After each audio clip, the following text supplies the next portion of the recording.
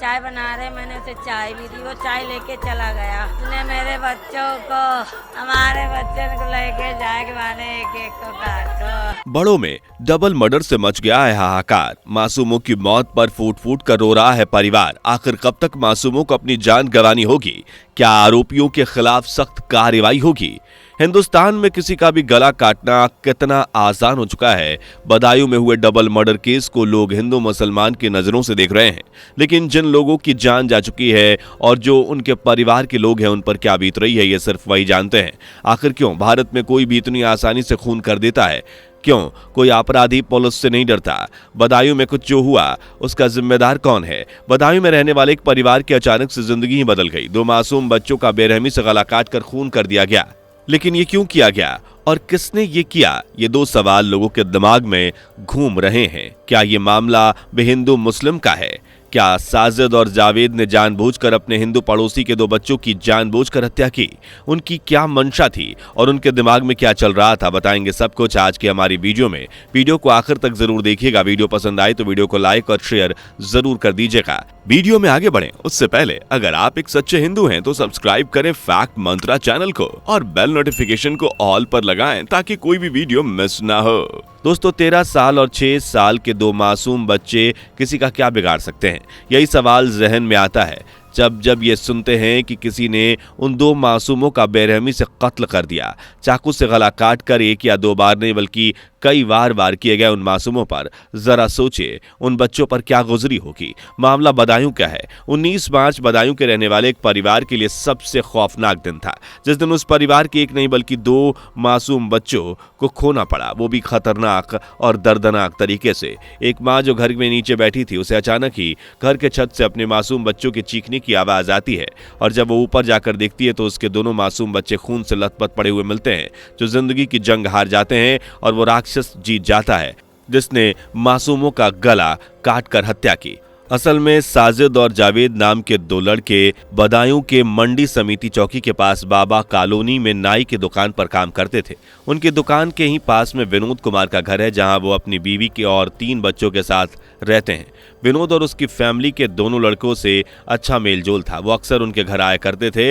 मंगलवार को भी यही हुआ। 19 मार्च की रात को साजिद और जावेद विनोद के घर गए। जावेद के घर बाइक पर ही बैठा रहा जबकि साजिद घर के अंदर गया और विनोद की पत्नी संगीता से हंस बोल कर बातें की। संगीता ने साजिद के लिए पहले चाय बनाई और फिर जब उसने अपनी पत्नी की प्रेगनेंसी का झूठ बोलकर 5,000 रुपए उधार भी लिए।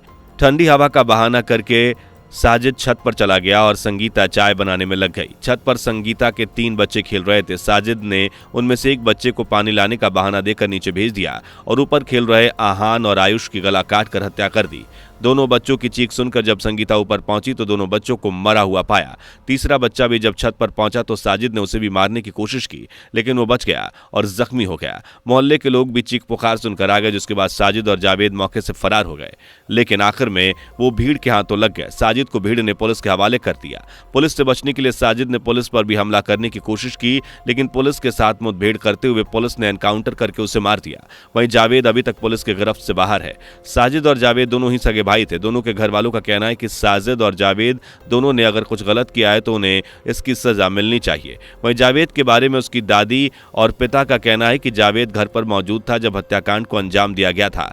जावेद ने कुछ नहीं किया, वो पुलिस के डर से फरार है। साजिद और जावेद के घर वाले पूरी तरह से पुलिस का साथ दे रहे हैं। वहीं दूसरी तरफ बच्चों के पिता विनोद की मांग है कि साजिद की तरह जावेद का एनकाउंटर नहीं होना चाहिए, क्योंकि वो ये जानना चाह रहे हैं कि आखिर उनके 2 मासूम बच्चों ने उनका क्या बिगाड़ा था कि ये खून क्यों किए गए और किसके कहने पर किए गए। दोनों मासूमों की मौत के बाद मोहल्ले में लोग बहुत ज्यादा नाराज हैं और मोहल्ले में तनाव की हालत भी बने हुए हैं। भीड़ ने साजिद की नाई की दुकान में भी आग लगा दी थी। वहीं पुलिस ने पूछताछ के लिए साजिद के चाचा को और पिता को गिरफ्तार कर लिया है।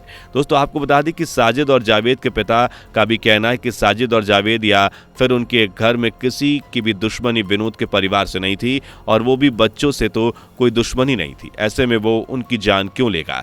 इस हत्याकांड के पीछे कुछ ना कुछ बड़ी साजिश छुपी हुई है। पुलिस इस मामले की जांच कर रही है और आरोपी जावेद की भी तलाशी ली जा रही है। विनोद की पत्नी ने बताया कि आरोपी साजिद ने उससे कहा था कि उसकी पत्नी प्रेग्नेंट है और उसे कुछ पैसे चाहिए, जबकि साजिद की पत्नी सना ने बताया कि वो प्रेग्नेंट नहीं है बल्कि पिछले 15 दिनों से अपने मायके में रह रही है। साजिद ने संगीता से झूठ बोला था, लेकिन उसने झूठ क्यों बोला था इसके बारे में किसी को कोई जानकारी नहीं है। जावेद भी पुलिस की गिरफ्त से बाहर है। आपको बता दें कि दोनों बच्चों का पोस्टमार्टम करा दिया गया है। आरोपी साजिद का पोस्टमार्टम चल रहा है। दूसरे आरोपी जावेद को पुलिस ढूंढ रही है और उस पर 25,000 रुपए का इनाम रखा गया है।